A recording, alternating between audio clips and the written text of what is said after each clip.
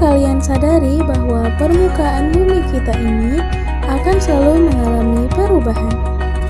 Dalam kehidupan sehari-hari, kita sering menjumpai fenomena litosfer seperti gempa bumi, tanah longsor, gunung Merapi dan lava, jenis batuan yang berbeda-beda, jenis tanah yang berbeda-beda, jenis lipatan dan patahan yang berbeda.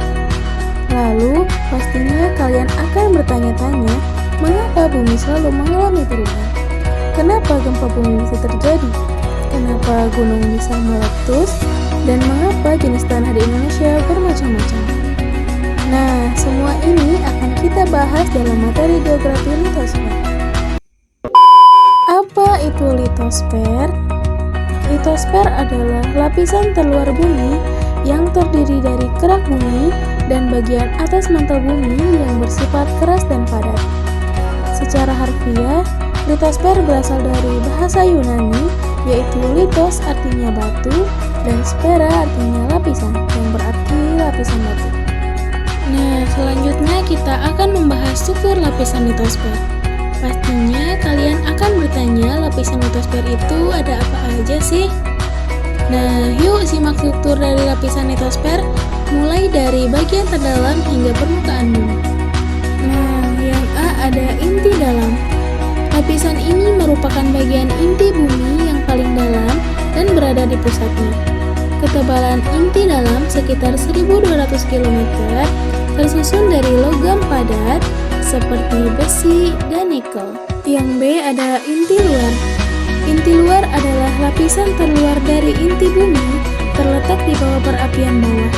Ketebalannya mencapai sekitar 2300 km dan terdiri dari logam cair terutama besi dan nikel. Yang C ada mantel bawah. Lapisan ini membentang hingga kedalaman 2900 km dari sekitar pusat bumi, terletak di bawah perapian.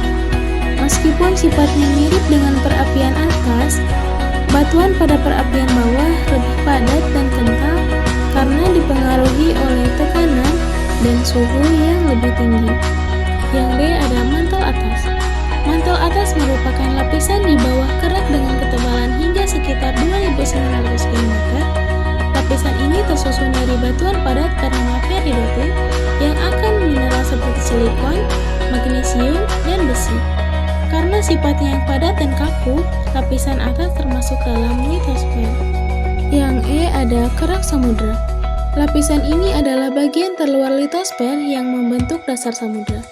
Dengan ketebalan hanya sekitar 5-10 km, kerak samudra tersusun dari batuan seperti basalt yang mengandung mineral silikon dan magnesium.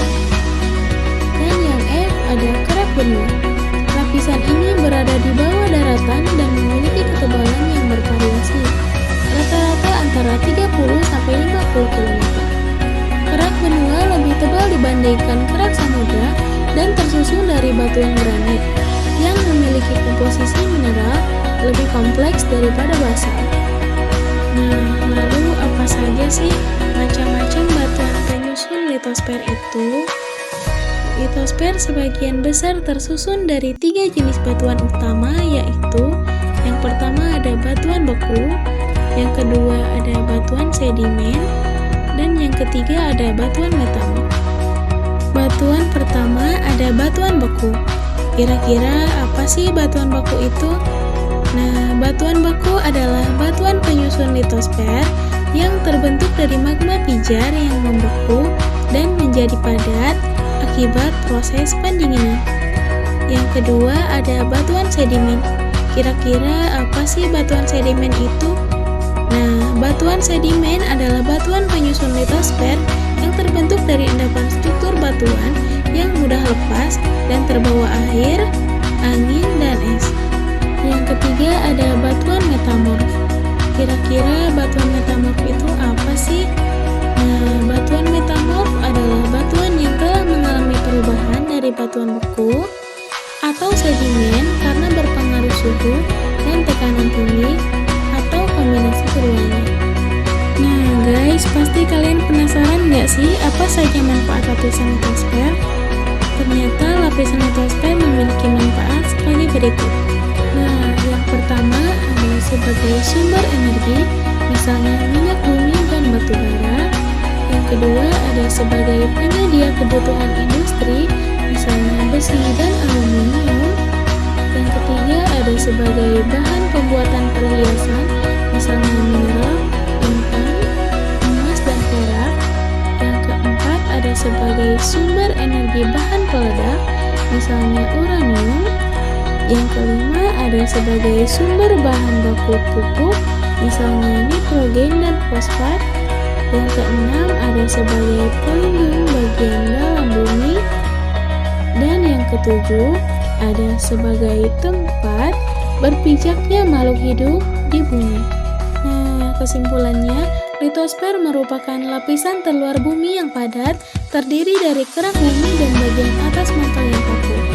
Litosfer ini terdiri dari lempak-lempak tektonik yang bergerak secara independen dan menebal seiring waktu karena